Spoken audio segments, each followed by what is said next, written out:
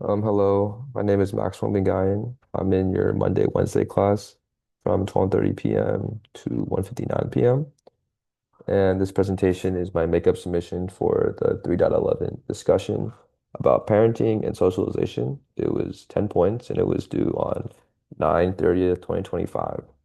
In this short talk, I'll review the key themes from the module on class and culture and socialization, apply 5 sociological concepts from our readings, and connect them to a recent news article about student burnout. Thus, module examined how both class and position and cultural background shape the way parents raise children and guide them into adulthood. We learned that socialization isn't just about teaching manners or discipline. It's also about transmitting class resources, expectation, and cultural values.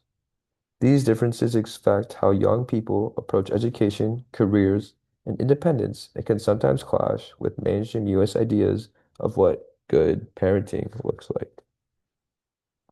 The first concepts I'll focus on are first, concerted cultivation, a middle class strategy where parents actively structure children's time through lessons, tutoring, and constant involvement. Second, natural growth, a working class approach where children have more unstructured time and parents trust schools to handle academics. Third, parental sacrifice, discussed by Van Camden and Russell, common in Asian American families where parents show love through hard work and providing opportunities. Fourth, cultural values like saving face or family obligation that guide parenting in non-Western cultures. And fifth, social reproduction theory, which explains how these parenting differences maintain class inequality across generations. In scenario A, Maria's parents perfectly embody concerted cultivation.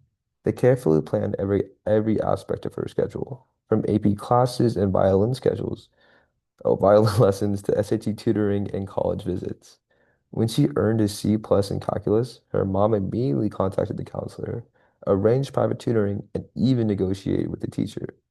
This gave Maria clear academic advantages, but it also creates stress and limits her independence. She feels like she can't move without a checklist. This scenario captured how middle class families use resources to manage children's success, often reproducing their own privilege while adding emotional pressure. This connects directly to a SCIES.org article published in October 5th, 2025, titled Repetitive Negative Thinking Mediates Relationships Between Self-Esteem and Burnout in Children.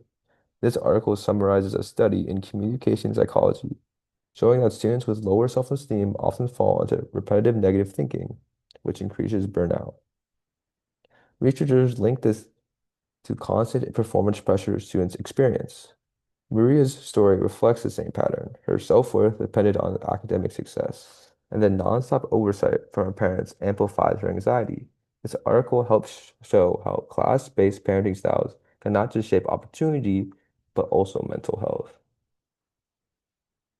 This scenario and article brings all the cult theories together. Maria's parents' use of concerted cultivation shows how middle-class families strategically use time, money, and institutional knowledge. Their parental sacrifice reinforces the belief that every opportunity must be maximized. This clashes with cultural ideas of independence in the US, where a good parent is expected to step back as the child matures. In contrast, working class families practice natural growth, also giving children more freedom but less institutional guidance.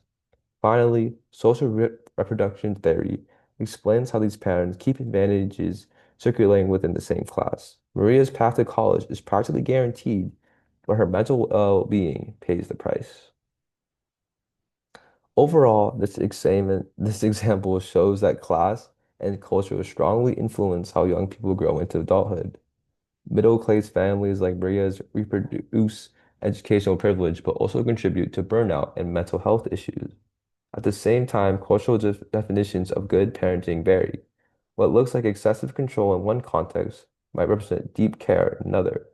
These patterns highlight how schools and broader institutions reward certain forms of parenting, reinforcing social inequality even as they claim to promote meritocracy. Here are my references, which is from Leroux and Winger's class. and the transition to adulthood for concepts, concerted cultivation, and social reproduction. I don't really know if I'm saying those right, but I'm trying. Van Campbell and Russell's cultural definitions and parenting practices for parental sacrifice and cultural values. And finally, the article I provided, which is on student burnout, which connects these theories to a real contemporary issue. Thank you for listening. This topic reminds us on that parenting, education, and culture are deeply intertwined, and that success often carries hidden emotional costs. Boom.